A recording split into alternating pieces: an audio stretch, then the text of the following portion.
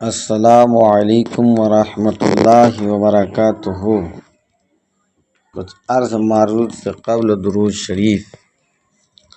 اللہم صلی علی سیدنا و مولانا محمد معدن الجود والکرم وآلہ الکرام وابنہ الکریم وبارک وسلم وصلاۃ وسلاما علیک یا رسول اللہ صلی اللہ تعالی علیہ وسلم۔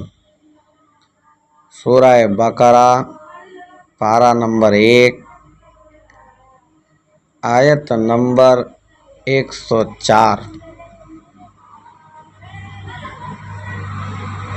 کا ترجمہ اور اس کی تفسیر سماعت کریں۔ اللہ رب العزت اس آیت میں کن چیزوں کے تعلق سے ارشاد فرمایا ہے اسے سنیں۔ رب اپنے کلام مقدس میں ارشاد فرماتا ہے، یا ایھا الذین آمنوا لا تقولوا راعنا وقولوا انظرنا واسمعوا وللکافرین عذاب علیم۔ اے ایمان والو، رائنا نہ کہو اور یوں عرض کرو کہ حضور ہم پر نظر رکھیں اور پہلے ہی سے بغور سنو، اور کافروں کے لیے دردناک عذاب ہے۔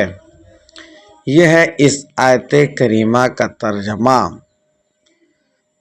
اب اس آیت کریمہ کے شان نزول کو دیکھیں کہ کس تعلق سے یہ آیت کریمہ رب نے نازل فرمایا۔ جب حضور اقدس صلی اللہ تعالی علیہ وآلہ وسلم صحابہ کرام رضی اللہ تعالی عنہم کو کچھ تعلیم و تلقین فرماتے تو وہ کبھی کبھی درمیان میں عرض کیا کرتے، راعنا یا رسول اللہ۔ اس کے یہ معنی تھے کہ یا رسول اللہ صلی اللہ علیہ وسلم ہمارے حال کی رعایت فرمائیے۔ اس کا معنی اور مفہوم یہ تھا، یعنی کلام اقدس کو اچھی طرح سمجھ لینے کا موقع دیجیے۔ یہودی کی لغت میں یہ کلمہ بے ادبی کا معنی رکھتا تھا، اور انہوں نے اسی بری نیت سے کہنا شروع کر دیا۔ یہودی لوگ حضرت سعد بن معاذ رضی اللہ تعالی عنہ یہودیوں کی اصطلاح سے واقف تھے۔ آپ نے ایک روز، یعنی حضرت معاذ رضی اللہ تعالیٰ عنہ ایک روز یہ کلمہ ان کی زبان سے سن کر فرمایا، اے دشمنان خدا، تم پر اللہ کی لعنت! اگر میں نے اب کسی کی زبان سے یہ کلمہ سنا تو اس کی گردن اڑا دوں گا۔ یہودیوں نے کہا، ہم پر تو آپ برہم ہوتے ہیں، ہم پر تو آپ غصہ دکھاتے ہیں، جبکہ مسلمان بھی تو یہی کہتے ہیں۔ اس پر آپ رنجیدہ ہو کر سرکار مصطفیٰ صلی اللہ تعالی علیہ الصلاۃ والتسلیم کی خدمت اقدس میں حاضر ہوئی رہے تھے کہ یہ آیت نازل ہوئی جس میں رائنا کے کہنے کی ممانعت فرما دی گئی،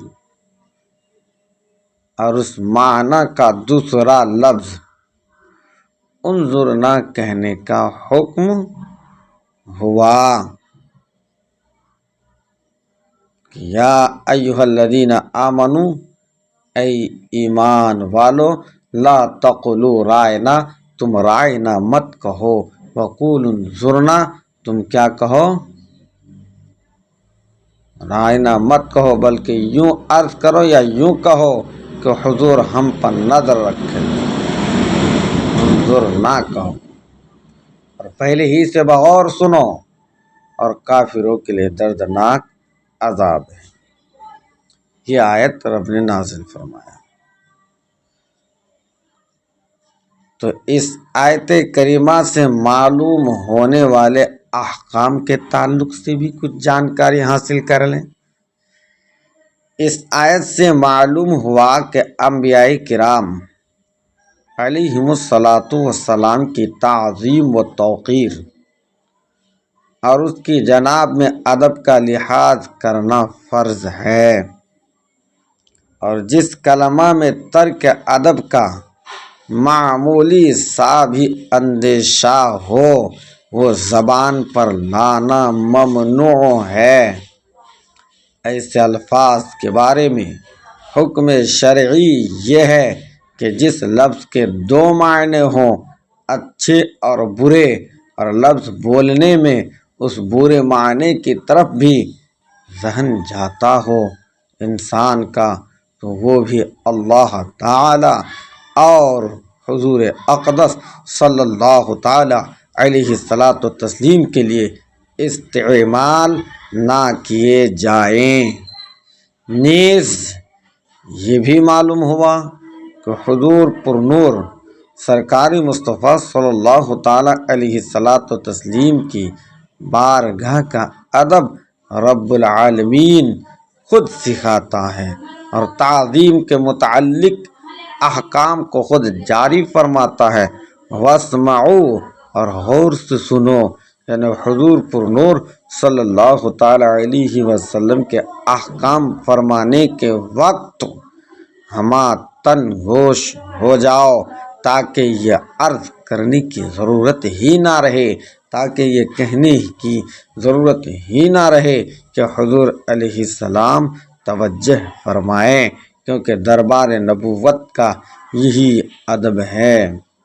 وللکافرین، اور کافروں کے لیے، یعنی جو یہودی سید المرسلین صلی اللہ تعالی علیہ الصلاۃ والتسلیم کی توہین کر رہے ہیں، سرکار کی توہین کر رہے ہیں، اور ان کے بارے میں بے ادبی والے الفاظ استعمال کر رہے ہیں، ان یہودیوں کے لیے دردناک عذاب ہے۔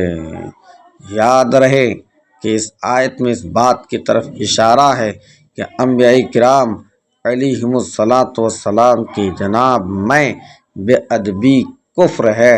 عزیز دوست و بزرگوں، یعنی آقا نعمت حضور احمدی مجتبیٰ محمد مصطفیٰ صلی اللہ تعالی علیہ الصلاۃ والتسلیم کی تعظیم ہر حال میں ضروری ہے۔